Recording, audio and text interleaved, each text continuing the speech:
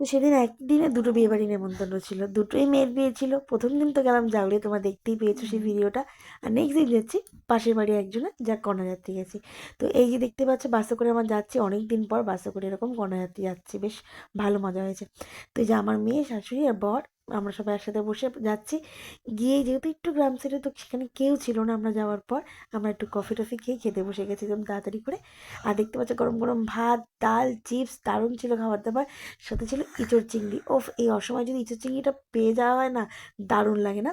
ইঁচড় চিংড়ি দিয়ে সব ভাত খাওয়া হয়ে গেছে এরকম টাইপের, সবাই খুব ভালো খেয়েছি আমরা। তারপরে আসলো মাছ, আর খুবই সুন্দর ছিল মাছটা। ফ্রাইড রাইসে তো তোমার কালার দেখেই বুঝতে পারছো কত সুন্দর হয়েছে, চিকেনটা যা নরম হয়েছে না, দারুণ। তারপর সাথেই লাস্টে পড়ে গেল হচ্ছে চাটনি, পাঁপড়, মিষ্টি। আর দেখেছো এদিকে আমার মেয়ে কি সুন্দর খাচ্ছে।